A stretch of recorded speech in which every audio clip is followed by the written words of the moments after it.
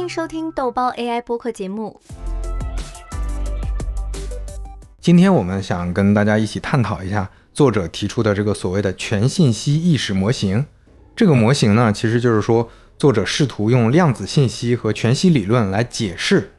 大脑意识和宇宙之间的这种相互联系，以及它是如何把科学和灵性结合在一起的。这是个很有意思的话题，那我们就开始吧。首先要讲的就是这个全信息意识模型的提出和概述。那这个模型到底是建立在哪些理论基础之上的？然后它又是怎么来描述大脑意识和宇宙之间的这种互动关系的呢？这个模型其实它是综合了好几个领域的思想。那首先是卡尔普里布拉姆的这个全息神经网理论，就是他认为大脑其实是用一种全息的方式在处理信息。然后第二个呢是大卫伯姆的这个全息的量子理论，他把宇宙也描述成了一个类似于全息图的这样的一个整体。还有一个是梅泽伯的量子场的非局域性，就是说这个量子的影响是可以瞬间在宇宙的两个遥远的位置之间传递的。听起来这些理论都很玄乎啊，那他们是怎么被整合到一个统一的框架里面的呢？就是作者把这些理论都结合在一起，然后发展出了一个模型。他其实是把约翰·埃克尔斯的这个互动二元论做了一个延伸。他就是说大脑和精神是通过一种叫做树突子和新离子的这种量子的位点来进行连接的，然后意识呢就被他描绘成了一种全信息的流。这个全信息的流其实就是一个在大脑的量子信息处理过程和宇宙的全息的本质之间的一个动态的联系。明白了。那像深度冥想啊、祈祷这种东西，它是怎么来影响大脑的运作，然后又是怎么来影响这个所谓的全信息的意识流的呢？这个模型里面说啊，这种自我组织的意识流，它的源头就是神经元信息的这种全息的处理。然后深度冥想啊、祈祷这种更高的意识状态，它其实是可以让脑波变得更加有序、更加同步。然后这个时候大脑就会产生一种非常和谐的状态，就好像是所有的神经元都在演奏同一首曲子。这种和谐的脑电波状态会带来什么特别的体验吗？当大脑处于这种高度同步的时候，就会产生一个非局域的全息的意识场。然后这个意识场就会把大脑和宇宙连接起来。这个其实就是科学、哲学和灵性这三个东西的一个真正的统一。然后意识和超个人的现象就变成了这个宇宙的全信息本质的一个科学的部分。原来是这样啊。那这个全信息意识模型，它的理论基础是什么？它到底是怎么来的？它背后有哪些重要的理论来源和影响？这个模型其实主要是建立在三个非常重要的理论基础上。第一个就是普里布拉姆提出的这个大脑的全息的神经网络模型，然后第二个是大卫伯姆的这个量子理论的本体论的解释，还有一个就是梅泽伯提出的量子场的这个非局域的特性。这三个理论就分别为大脑是怎么工作的，然后现实的本质是什么，以及宇宙是怎么连接的，提供了一个全新的视角。这三个理论听起来都很有影响力啊。那这个模型具体是怎么把它们结合在一起的呢？首先，这个模型其实是把埃克尔斯的这个互动二元论进行了一个扩展。然后同时呢，也吸收了阿莫罗索和作者自己的一些研究成果。埃克尔斯不是曾经提出过大脑和精神是通过树突子和新离子来连接的吗？这个就给了作者很大的启发。他就把意识设想成了一种全信息的流，然后这个流呢，就是在大脑的量子信息处理和宇宙的全息结构之间不断的循环的这样的一个东西。然后它是一个自组织的过程，它可以通过冥想或者祈祷这样的一些意识状态来进行优化。这个量子式在这个全信息意识模型里面扮演了一个什么样的角色呢？在伯姆的这个量子理论的本体论的解释里面，这个量子式其实是一个引导波。它会引导波函数的演化。然后在作者的这个模型里面呢，它是可以影响脑波的相干性的。所以当脑波变得高度同步的时候，大脑就会产生一个全息的意识场，然后这个意识场就会把我们的大脑和宇宙整体连接起来。那这个全信息意识模型它是怎么来解决这个心物问题的呢？这个模型其实就是说，大脑意识和宇宙它们其实都是以这种量子全息信息的方式相互连接的。然后当你认识到了这一层本质之后，这个心物问题，这个哲学上的难题也就迎刃而解了。哦，然后科学、哲学和灵性的这些不同的领域，也可以在一个整体的框架下面得到整合。所以说，在这个新的宇宙观里面，意识和这种超个人的体验，他们是怎么被理解的呢？在这个新的宇宙观里面，意识和这些超个人的现象就变成了宇宙的全信息结构的一个科学的部分。然后大脑和宇宙也被看成了是一个通过这种非局域的全信息的流来进行即时连接的量子全息系统。好的，那这个全信息意识模型它的3大科学支柱，就是这个模型到底是怎么把现代科学里面的这3个核心的理论融合到一起来描绘大脑和宇宙之间的联系的？这个模型其实它是牢牢地扎根在3个现代科学的支柱上面的。第一个呢，就是神经科学家卡尔普里布拉姆提出来的大脑的全息的神经网络的处理方式，就是他认为大脑其实是像一个全息图一样在存储和处理信息的。然后第二个是物理学家大卫伯姆提出来的宇宙是一个量子全息的整体，就是他认为宇宙的每一个部分都包含了整体的信息。最后一个支柱是物理学家梅泽伯提出来的量子场的非局域性，就是他认为在量子场里面2个粒子之间可以瞬间的联系，不管它们有多远。这3个理论听起来就已经让人很晕了。那他们是怎么被融合到一起来描绘大脑和宇宙之间的联系的？就是这3大支柱合在一起，就会得到一个非常惊人的画面。就是大脑和宇宙是通过这种量子全息的信息不断的在进行瞬间的沟通的。然后这种沟通是不受空间和时间的限制的。下面我们来说说这个非局域性和全息的基本概念。就是说这个非局域性到底是一个什么样的东西，在量子场论里面它是怎么被描述的？非局域性其实是宇宙的一个最基本的属性。就是在量子的层面也好，还是在宏观的层面也好，2个现象之间是可以有瞬间的联系的。这个其实是梅泽伯的量子场论里面的一个数学的结果，它就是把电磁力、荷力和引力都统一在了一个不可分割的整体里面。这么说的话，非局域性就完全违背了我们的常识啊。那量子场论到底是怎么解释这种现象呢？量子场论其实是说，这个量子场它是比我们的3维的时空还要更基础的东西。然后它的影响是可以瞬间传递到时空的每一个角落的。而且它是不需要有任何的能量的交换的。所以它和我们的经典物理和相对论里面的那种一切都是有局限速度的这种观念是完全不一样的。原来是这样啊。那历史上有没有哪些著名的物理学家对这个非局域性提出过质疑呢？有啊，就是爱因斯坦他就不相信这种超光速的联系。然后他就和波多尔斯基还有罗森一起提出来了这个 EPR 悖论，想要用一个思想实验来指出量子力学是不完备的。但是后来呢，1982年的时候，法国的一个物理学家阿斯佩就做了一个实验，他就证实了2个纠缠的光子之间是确实存在这种瞬间的关联的。然后1997年的时候，吉辛也在宏观的尺度上面验证了这种非局域的量子作用。所以这个就彻底的改变了我们对于这个宇宙的基本结构的理解。好，那这个全息系统到底是怎么生成一个3维的这种虚拟的影像的呢？全息系统它其实是用2束激光来照射一个物体。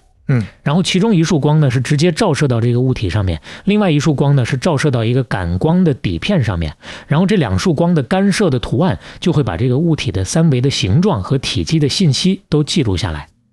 最后你再用激光去照射这个底片，就会在空间中出现一个跟原物一模一样的3维的虚像。这听起来就像是魔法一样。那如果我们把这个全息底片打碎，会发生什么呢？很神奇的就是你把这个底片打碎之后，每一个碎片都还是可以完整的再现原来的那个3维的影像。这就是因为在全息系统里面，整体的信息是分布在每一个部分里面的。所以每一个碎片它都是可以独立的还原出完整的像的。明白了。那这个全息的变换在数学上是怎么被描述的？它跟我们这个现实的时空有什么联系呢？这个其实是从莱布尼茨的这个单子的概念就开始有了这种雏形。然后到了20世纪的时候，丹尼斯·嘎白他才真正的建立了这个全息数的数学基础，他也因为这个获得了诺贝尔奖。其实全息的变换它就是一种傅里叶变换，它是把这个波的干涉的图案和空间的物体进行一个相互的转换。所以你通过频率的这个维度，就可以用数学的方式重建出整个的时空的世界。好，那我们下面要聊的这个主题呢，就叫做全息的神经网络场。然后就是这个普里布拉姆他的这个大脑的动力学的模型里面，这个大脑皮层到底是怎么来做这种全息的信息处理的。在这个普里布拉姆的这个理论里面呢，他就是说大脑皮层是通过一种叫做多元的神经全息图的方式来进行全息信息处理的。然后这个过程呢，是主要发生在一些没有长轴突的局部的神经元的回路里面。然后这些神经元呢，是工作在这种波动的模式下面的。而且它们是通过这种水平的层状的连接来形成这种干涉的图案的。所以它就可以在这个神经组织里面去构建这种全息的编码。所以说大脑其实并不是在做那种简单的二进制的运算，它其实是在用一种更复杂的方式在处理信息。没错，就是普里布拉姆他是有证据证明的，就是大脑在有意识的经验的层面上面，它是更接近于这种嘎白的变换。然后它是发生在一个由这种远程的树突啊、突触啊，还有树突的网络所编织成的一个相空间里面。它是比我们传统的那种香浓的信息论要复杂的多的一种信息的整合。了解了。那这个神经元的电磁场是怎么来协同工作，然后来产生这个全息的记忆和意识的？其实这个过程就跟弹钢琴是很像的，就是每一个琴键被摁下的时候，它都会让这个琴弦产生一种驻波，然后这些驻波就会互相干涉，有的时候加强，有的时候抵消，然后就会形成一个非常复杂但是又很和谐的一个声波的图案。那同样的，在我们的大脑皮层里面，就是这些神经元的电磁场也是这样互相渗透、互相叠加，然后就会形成一个非常复杂的这种谐波的场。所以说我们的记忆和意识并不是说存在哪一个神经元里面，而是分布在这个整个的场里面的。是的，就像音乐，它并不是存在于钢琴的某一根弦上面，它是存在于这个共鸣的空间里面的。那同样的，我们的记忆和意识它也是分布在这个大脑皮层所产生的这个全息的信息场里面的。然后这个场就是普里布拉姆他认为是负责记忆和意识的涌现的。那普里布拉姆他提出来的这个神经波动方程和量子力学里面的这个薛定谔方程之间到底有什么深层的联系呢？其实普里布拉姆的这个描述神经网络全息运作的这个方程和量子力学的薛定谔方程是非常像的。然后他还特别的加入了德布罗意伯姆的这个量子式。所以这就揭示了大脑的这个感受野和大卫伯姆所描述的这个全息的宇宙之间是有可能存在这种全息的互动的。所以这个就是一个非常大的突破，就是在神经科学的领域里面是非常革命性的一个突破。行，然后我们下面也要讲的这个主题呢，就叫做信息的概念的演进。就是在信息论里面，信息这个东西到底有哪些不同层面的含义，然后经典的信息论有哪些解释不了的地方。信息这个词儿，其实在不同的语境下是有非常不一样的意义的。那在香农的这个理论里面呢，它主要是指这个系统的二进制的位的容量。然后它是一个对不确定性的一个度量。但是在沟通的过程当中呢，其实信息还带有一些语义的内容，就是它是有意义的。那这个经典的理论就只是停留在这个位的容量上面，它就没有办法去抓住这个非局域的信息，或者说意识的这个层面。所以这个就是克拉克在1995年的时候就已经指出来了，说需要有一个更深刻的对于信息的理解，才能够去触及到意识的本质。明白了。那在量子力学里面，这个非局域的量子信息到底是一个什么东西？然后伯姆他是怎么通过这个量子式的概念，把这个信息的作用引入到这个粒子的运动当中呢？在伯姆的这个理论里面呢，他其实是引入了一个新的场，那这个场的行为是完全由他所携带的信息来决定的。然后他在这个方程里面特别加入了一个量子式，那这个量子式呢是满足薛定谔方程的。它的一个特别的地方就在于它只跟波函数的形状有关，而跟它的幅度是没有关系的。所以这个量子式就相当于给这个粒子的运动加了一个类似于导航的东西。没错，这个量子式就可以被看作是一种主动信息。它可以引导这个粒子的轨迹。然后它还有一个很神奇的地方，就是它的强度不会随着距离的增加而减弱。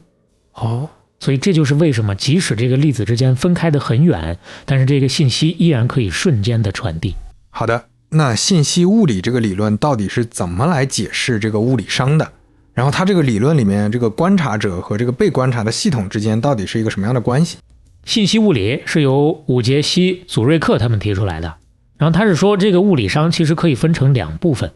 一部分就是观察者对于这个系统的无知，这个是用香农的熵来进行度量的。然后另一部分呢是这个系统本身的混乱的程度，这个是用算法熵来进行度量的。哦，然后在这个测量的过程当中呢，虽然说观察者的这个无知会减少，但是这个系统的混乱度和这个观察者的信息的增加是会互相抵消的。所以这个物理上的总量是不变的。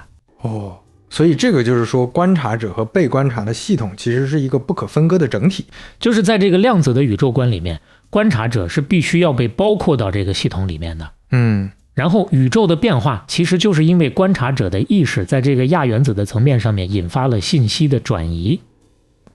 所以这个信息其实是跟能量一样，是需要去遵守一个守恒律的。就像斯多尼尔在1990年的时候说的，信息其实是宇宙当中一个跟物质和能量并列的一个基本的要素。那作者他是怎么从这个量子信息的角度来重新定义意识的？然后他的这个定义跟查尔默斯的这个意识的观点到底有什么联系？作者在2000年的时候跟罗查一起提出来说，信息其实是宇宙的一个内在的不可还原的非局域的一个属性，它是可以自发的创生秩序和复杂性的。然后查尔默斯他在1995年的时候就已经说过了，意识其实是跟空间、时间、质量一样，是宇宙的一个基本的方面。所以作者就基于这一点就提出来说，意识其实就是非局域的信息，它在宇宙当中是有着跟物质和能量同样的地位的。了解了。那我们接下来要讲的这个主题呢，叫做全息的多重宇宙。然后就是这个宇宙到底在数学上是怎么被描述成一个全息的结构的，然后这个傅里叶变换和这个逆变换在其中扮演了什么样的角色。这个全息的宇宙它的这个数学的核心就是傅里叶变换，就是你可以通过这个波的干涉的频率的信息，然后用数学的方式重构出一个三维的空间里面的物体。这个其实就是丹尼斯加白在发明全息技术的时候的一个数学的基础，就是他通过这个逆变换，然后就可以从这个干涉的图案当中还原出原来的这个物体的虚像。所以这个就是在实验和数学上面都可以证明的，就是你可以把这个时空的世界看成是一个由频率所编织出来的一个全息图。所以说我们的这个现实世界其实就像是一个从更高的维度投影下来的一个幻影一样。没错，就是在这个伯姆的这个全息的宇宙的模型里面呢，他就说这个空间和时间其实都是被卷入到了一个频率的领域里面。它是一个隐秩序，是一个没有办法直接看到的一个秩序。然后我们的这个宇宙呢，其实就是这些频率的波动，然后通过这种全息的方式展开之后所形成的一个显秩序，就是我们现在看到的这个世界。好的，那在这个伯姆的这个全息的宇宙观里面，这个整体和部分之间到底是一个什么样的关系？然后这个机械论的这个世界观又是在一个什么样的位置？按照伯姆的说法呢，就是宇宙中的每一个点其实都包含了整个宇宙的信息。就是他说的这个宇宙万物互相渗透，然后每一个部分都不是孤立存在的，它的这种运动变化其实都是跟整体紧密相关的。然后他还特别强调了这种内在的联系才是最根本的。然后这个机械论的这种外在的联系其实只是一个衍生出来的，是一个刺激的现象。好，那我们接下来要讲的这个主题呢，叫做迈向全信息的意识理论。就是这个量子脑动力学在大脑里面到底是怎么运作的，然后它跟这个波斯爱因斯坦凝聚还有弗洛里希效应之间到底有什么样的联系？这个其实在普里波拉姆还有哈莫洛夫还有日布和汤浅这些人的研究里面都有提到，就是在大脑的这个微管里面，在突触里面，甚至在脑脊液的这种分子的层次上面，都是存在着这种量子的相干的现象的。然后它可以导致波斯爱因斯坦凝聚和弗洛里希效应，就是很多的生物分子可以一下子进入到同一个量子态，然后形成一个非常有序的统一的信息的状态。这个其实跟激光还有超导是很像的，然后它其实就会让大脑的这个信息处理变得非常的高效，而且是全脑范围的一个协作。了解了。那这个埃克尔斯提出来的这个树突子和新离子之间的这个互动，在这个量子的层面上面到底是怎么被重新理解的？就其实这个树突子和新离子之间的这个相互作用，它并不是说只发生在这个突触的这个间隙里面，而是说它是遍布在整个大脑的这个量子的活动当中的。然后这个新离子它是被认为是通过这种量子的过程来影响这个突触的传递的。所以这个就是一个全脑范围的一个非常复杂的一个信息的整合。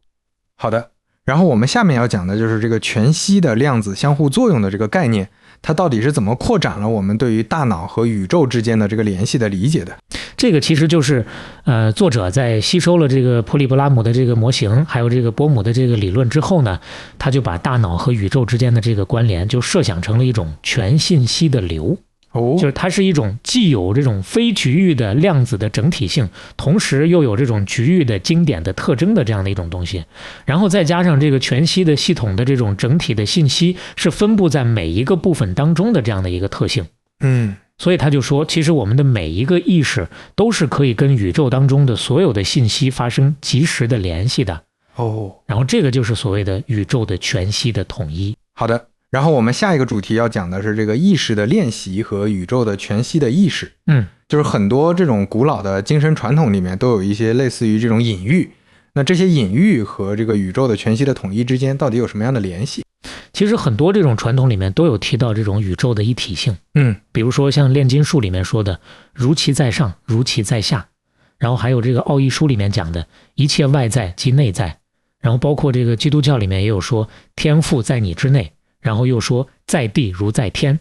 就是其实他们都在讲一个东西，就是你这个个人的意识和这个宇宙的意识其实是本质上是没有分别的。所以这个其实跟我们说的这个全息的宇宙的这个意识其实是互相呼应的，就是你可以通过这种意识的练习，然后去亲身体验到这种万物互联的这种实相。对，那这个全信息的意识流它到底是怎么把这个大脑的量子过程和这个宇宙的全息结构联系在一起的？在这个理论里面呢，意识其实就是这个全信息的非局域的流。然后它其实就是连接了我们大脑里面的这个量子信息的动态过程，就是我们前面说的这个扩展的树突子，然后同时它也连接了这个宇宙的这个全息的信息场，也就是这个宇宙的新离子。然后这两个东西其实是一个硬币的两面。原来是这样啊。那为什么这个加伯的这个量子信息单元和这个海森堡的这个量子力学的数学形式是一样的？这是因为这个普里布拉姆他发现，就是这个树突子的这个感受野，它是可以用这个加伯的这个初等函数来进行描述的。然后这个加伯的这个初等函数呢，其实和海森堡的这个量子力学的这个数学形式是一模一样的。然后加伯当初他发明这个函数的时候呢，其实他是为了研究这个电话信号的压缩的，但是他没有想到的是，这个东西竟然也可以用来描述大脑里面的这个信息的处理单元。所以这个其实就揭示了这个物质的大脑和这个心理的过程之间的一个深层的结构的统一。行，那这个阿莫罗索他的这个诺伊场理论里面，他是怎么来描绘这个意识和这个宇宙之间的根本的联系的？他其实是把意识看作是一种渗透在原子层面的一种组织的力量。然后他认为这个东西比引力还要更深，就是它不光是创造了宇宙的这个架构，然后它同时也是这个引力的来源以及这个生命的动力。然后他也是把这个意识描述成了这个心灵之光，然后它其实是整合了这个伯姆的这个隐秩序和显秩序的。所以它和这个全信息的意识其实是用不同的语言在说一个非常相近的事情。好的，那我们下面要讲的就是这个超个人的意识状态和大脑的同步。就是深度的冥想啊、祈祷啊，这种东西到底是怎么让大脑的这个活动变得更加有序的？然后这种同步到底是怎么来影响我们对于这种宇宙的互联的这种体验呢？当你进入到这种深度的冥想或者说祈祷的状态的时候呢，你的这个脑波就会变得高度的同步。然后这个时候不光是你大脑的左右半球会协同的运作，而且你的整个大脑会进入到一种非常和谐的共振的这样的一个状态。然后这个时候你就会有一种感觉，就是你跟这个宇宙的这个连接被大大的扩展了，然后你会有一种万物一体的这样的一种体验。对，然后我们今天从这个量子信息到这个全息宇宙，然后又聊到了这个意识和大脑的这种深层的联系。最后我们还把科学和灵性融合在了一起，然后描绘了一幅宇宙和我们的意识是紧密相连的这样的一幅全景图。好的，那这就是我们今天的全部内容了。